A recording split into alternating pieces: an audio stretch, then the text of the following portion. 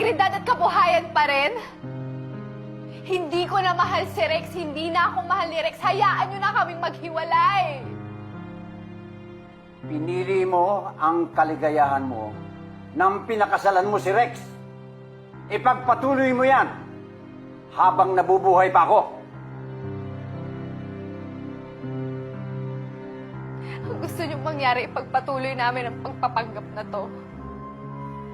Marami tayong kasinungalingan that we have to learn how to live with in order to survive. Now you have to learn how to live with your own lies, Lilith. And I will deal with the people who have lied to us.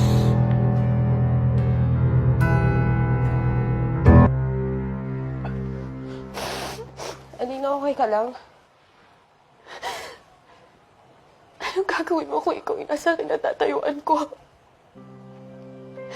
Anong mararamdaman mo? Anong gagawin mo?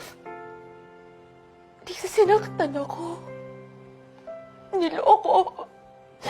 Ininsulto. Hindi ako Diyos. Hindi ako santa. Tao lang din ako na marunong magalit. Ibigay mo na to sa akin. Ibig mo sabihin, lahat na ito, lahat na nangyayari ngayon, hinayaan mo mangyari dahil parte ito sa paghihiganti mo? Paano si Dominic? Kasama mo rin ba siya sa paghihiganti mo?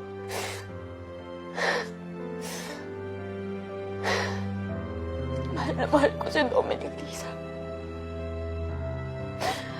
Mahal na mahal ko siya.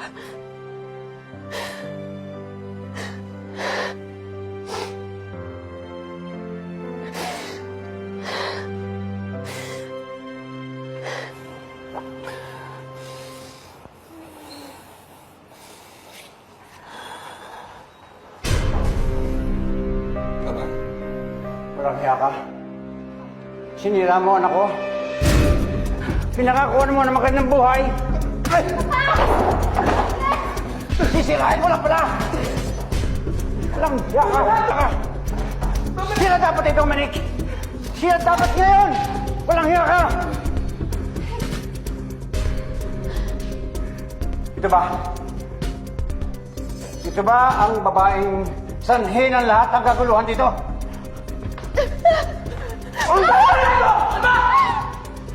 Yan ang dahilan ng mga kasalungalingan nangyayari dito. Nasasaktan mo ako, Don Alejandro. Sasaktan ka? Kulang pa yan para sa isang babaeng katulad mo. Isang babaeng manggagamit. Hindi ka pa nagkasya sa isang Del Carmen. Ginamit mo ang isang nananahimik na Dominic. Ano ba gusto mo? Walang hiya ka. Gusto mo ng pera? Sabihin mo! Bibigyan kita! Nagkakamali mo kayo, Don Alejandro. Ikaw ang nagkamali ng pinasukan. Nagkamali ka ng pamilyang guguluhin mo! Wala Don Alejandro!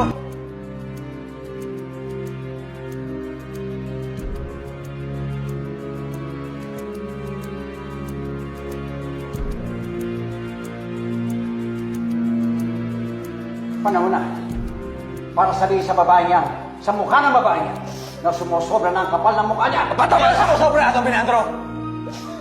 Baka nakakalimutan nyo. At sa pamamahay namin kayo. Ba't yung pinagtatanggol ang babaeng yan ang ganito na lamang? Isang sampid lang yan sa bahay na ito, ah! Asawa ko siya!